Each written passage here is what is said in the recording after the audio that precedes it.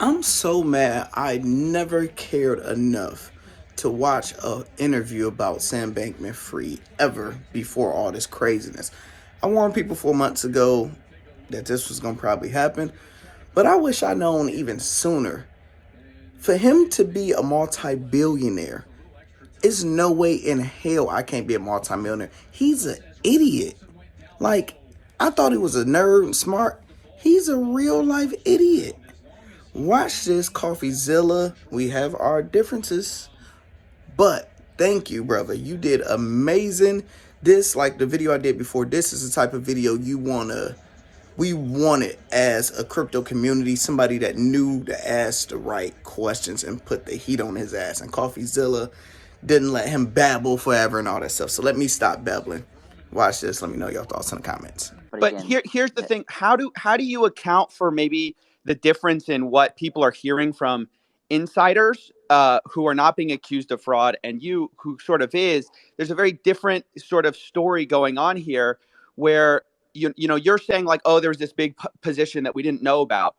Because you told me that the last time we spoke in a space, and I went and followed up, and I said, hey, is this true? Could it be that this number just wasn't known about? And some Alameda insider said, no way. You could see on dashboards really simply where it was. And FTX dashboards, not Alameda dashboards, dashboards that you yourself had access to. So my question is sort of like, it seems like when I go to Alameda insiders or FTX insiders, they're saying this story makes no sense. But when I go to you, who sort of has every incentive to sort of lie and obfuscate, because obviously the incentive here is, well, otherwise you might go to jail, which obviously would be a very bad thing for you.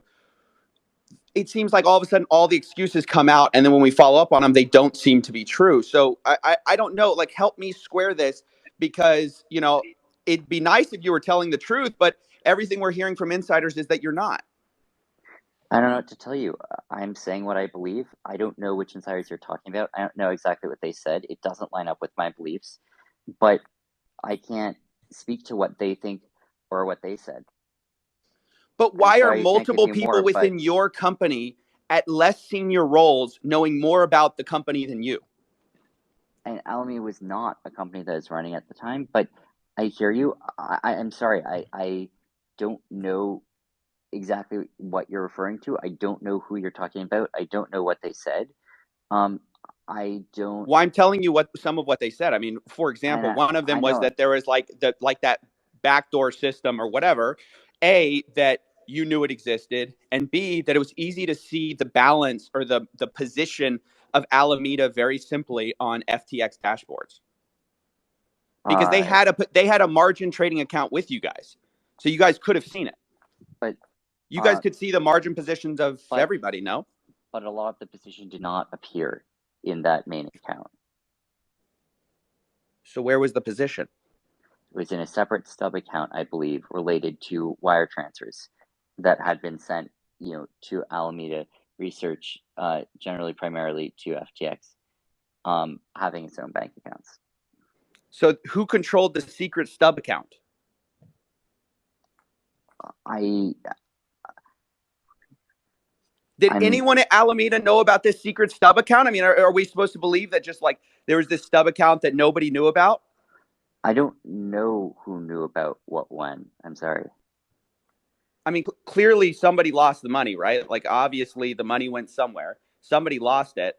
It just seems really convenient that $8 billion was located in this like account that didn't show up when you pulled up Alameda's balances, right?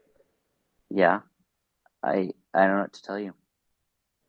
Okay, so a separate question is obviously around this Forbes thing, because you've said you don't have present knowledge of sort of like Alameda's balances, and they came out and said that you were giving them up to date balances from Alameda. How do you square that? Just as of a month ago, you knew Alameda's position. How does I was that giving. square with your statement about like you don't know what's going on? I haven't seen the thing that you're referring to, but I was able to give very rough approximations that included a subset of the list of assets that Alameda had. Um, I by asking about the assets I believe to be the largest sets of them. I was not giving full accountings. Um, I of all of Alameda's balances or positions, because I, didn't generally have those, and because it was a complicated process dependent on liquidity of tokens and things like that from the Ford's perspective. So I was just sending them a sort of abbreviated partial list of Alameda assets periodically. But that means you knew that what Alameda had. Even roughly, you knew what Alameda had. I had a rough sense of what their assets are. That is correct. By rough, I do mean to within, $10 billion or so. I did not have a fine-grained sense of what their total asset value was, and I did not have a fine-grained sense of their liabilities or of their margin position size or how that was split up. I guess one of my questions is like, what do you think should be done if we find out that you're lying about all of this? Like, sort of, because it's kind of one thing to steal people's money. It's another thing to lie about it. What do you think should be done? Like, because I mean, it's going to be, obviously a lot of this is going to eventually get litigated. Eventually Caroline Ellison's going to have to take the stand. What happens if she pulls out text messages that shows you knew about it? I mean, do you think that wipes away your credibility? I mean, I think a lot of my credibility has already been wiped away, frankly. And I think that's fair. Honestly, that's not what I'm thinking about right now. I'm not trying to focus on, I'm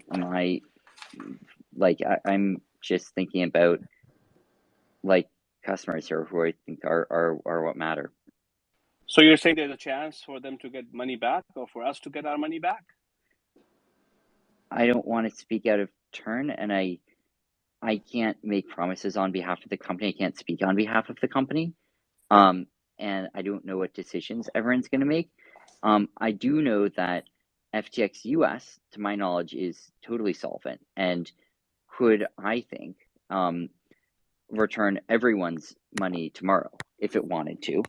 And I think internationally, there are a lot of pathways, potentially forward there that one could imagine FTX International taking. I think, I know that as of before I filed, there were billions of dollars of serious funding offers potentially on the table, and I would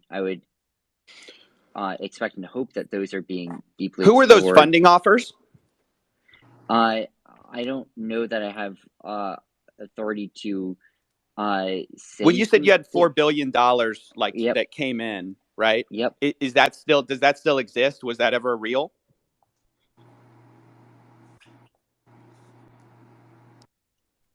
I think it. I don't know for sure, but I think that some of those might. My guess is that some of them might. I hope that the sort of relevant teams are doing whatever they can to maximize value for customers here. Yeah, it just kind of doesn't make a lot of sense why someone would pour $4 billion when you guys have liabilities sort of as high as you do. Can you talk a bit about the mark-to-market statements you were making around solvency? You're making some pretty outrageous statements about FTX, had the money when a lot of it was Serum, FTT, these tokens that you can't sell in those amounts, and that would completely crash the price. They can't support that kind of selling. Were you kind of deliberately misleading people there? So, what I can say is I was just thinking about them in terms of, their market price was just whatever their market price was at the time, and obviously I was cognizant of the fact that, you can't, the market price isn't necessarily, is never, what you could sell a large amount of something for. But I also massively misjudged that discrepancy there. And what do you mean you massively misjudged it? Because you knew sort of roughly the percentage of Serum and FTT you held, and you knew the trading volume. I mean, you are a smart guy. You're a professional trader. There's no way you make a simple mistake like that, right? How's that even possible? I mean, was a pretty big misjudgment and mistake that I made, and a pretty embarrassing one. But I was thinking of it internally in the context of standard market environment, and obviously that still means, substantial impact. But it's a different scale than what you would see, than what we did see in the market crash that happened, where without selling, without liquidating the position, there was a much larger than 50% market crash in a few day period, with very little bid side liquidity, and that obviously history has said again and again that those events are possible, those very correlated market crashes, and not just very correlated market crashes in those instruments, but ones where hedges don't end up working fully or even Right, much but at all. we don't even need to have this market crash for the statement about mark to market accounting making no sense, right? And you just said that yourself. Even with standard movements, right? If you tried to sell the amount of Serum or FTT that you had on the books, you wouldn't have gotten half. You wouldn't have gotten a quarter of what you put on your books to investors. And so the question is like, we know that you're not. The problem is like every time it comes to this hard point, the answer seems to always be, I made an embarrassing mistake. But at what point are you going to say like, no, I'm a smart guy, right? You were at the highest levels of this entire industry. You were the guy to go to, the smartest guy in the room, right? It's hard to believe that you made this many embarrassing mistakes. One embarrassing mistake, I get it. But everything's an embarrassing mistake. At least tell us that you knew that the mark to market made no sense. And the way that I was thinking about risk at score was starting with mark to market and then adjusting down effectively from that. And obviously that means that there should be a real buffer, because of exactly what you're saying. That buffer should have been a lot larger than I was thinking of. But you never went down from risk from there. And you said publicly, FTX is solvent. Other views may differ. Well, there is no other view on it. There's the fact of how markets work, and you were making public misleading statements. It wasn't one time you did this. You continued to make misleading statements about it after people had given you pushback. Sorry, So which times are you talking about here? I think it was in one of your follow-ups about the what happened. You said something about other views may differ. Oh, that was FTX US, was it not? I'm going to look it up real quick. I'll follow up. In the meantime, Cash 22, you have a question? I got a quick question about Dan Friedberg, your chief regulatory officer. This is a guy. Obviously, I don't feel comfortable like talking about other people without getting sort of their sign off on that. So I think there's a limited extent to which I'm gonna be willing, or feel comfortable, speaking on others' behalves. No, that's totally fair, and I don't want you to speak on his behalf. Obviously, I want you to share your perspective, your unique perspective on the situation. Just like the same, I might ask a question about Caroline Ellison, but I only could expect your position on the situation.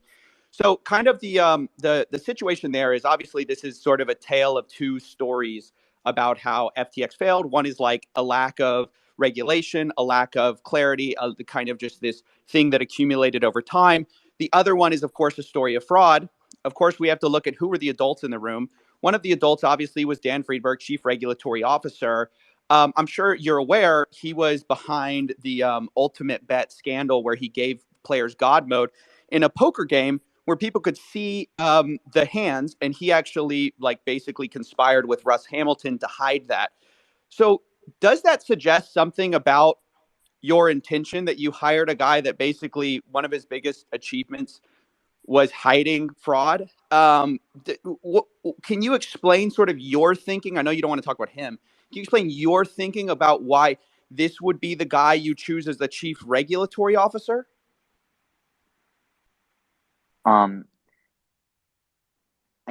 We had a number of people in the legal department.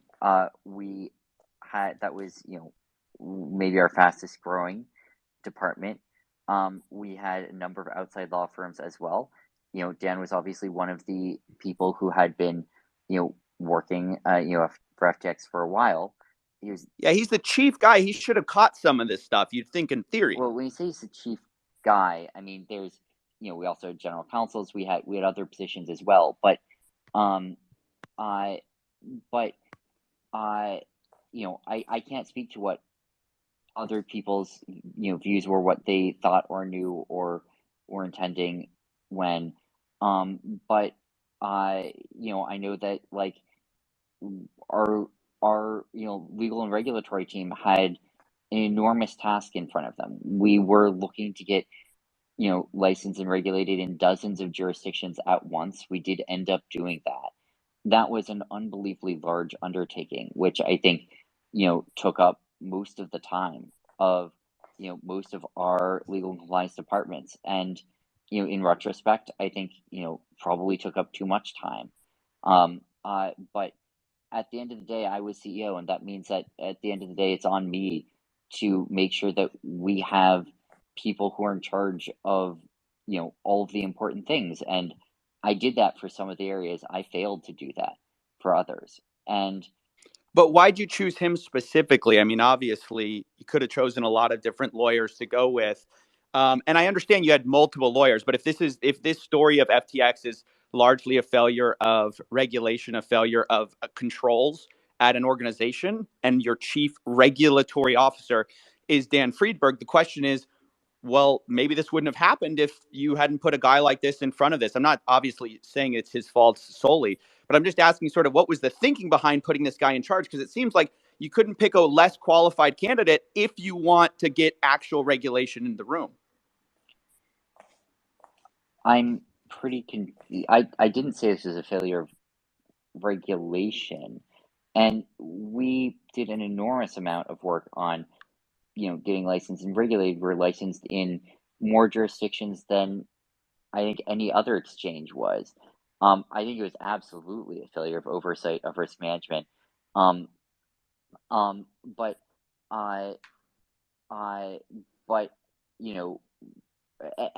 I think that in retrospect, I would have viewed the core duties and things I needed to make sure of more so than anything else very differently than I did.